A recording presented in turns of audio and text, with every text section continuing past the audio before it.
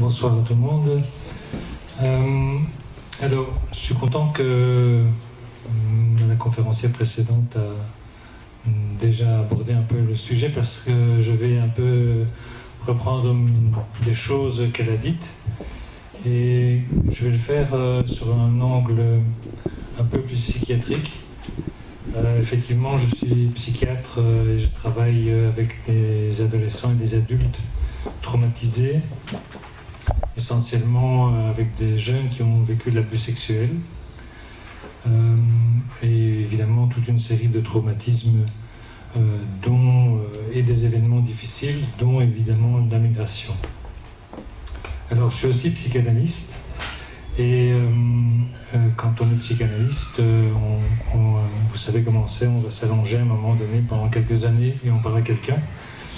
Et il se fait qu'à ce quelqu'un, j'ai aussi raconté que moi je suis la 3e génération parce que dans cette commune, mon grand-père s'est caché pendant 5 ans puisque le reste de sa famille a été massacré, exterminé à Auschwitz. Donc ça explique aussi une des petites choses qui me rapprochent de tout ce dont je vais vous parler.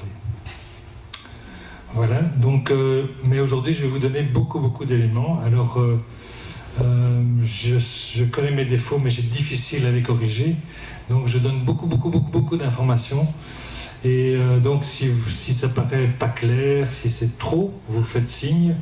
J'espère que vous aurez la spontanéité de le faire parce que je ne mesure pas toujours ce qui peut être incompris. Voilà, alors il y a une seconde chose que je voudrais dire également parce que ce sujet est quand même extrêmement délicat, donc s'il y a des choses qui vous blessent ou qui vous paraissent difficiles à supporter, là aussi je vous prierai d'en faire part parce que je n'ai envie de blesser personne, bien entendu, dans les choses que je pourrais exposer. Voilà, alors donc vous voyez que le menu est consistant, hein, donc on va parler des traumatismes. Je vous donnerai aussi un aperçu de ce que c'est les résistances au sens un peu classique du terme, la résilience, et puis aussi je donnerai un éclairage complémentaire à ce qui était apporté sur la transmission intergénérationnelle. Alors, donc d'abord, qu'est-ce qu'un événement traumatique? Parce que je pense qu'il faut le préciser, il y a des événements qui croisent une série d'événements dans son existence. Il y a des événements qui font qu'on n'est pas après comme avant. Et le traumatisme a cette particularité. Si vous comparez par exemple à l'adolescence est un processus, c'est pas un événement traumatique.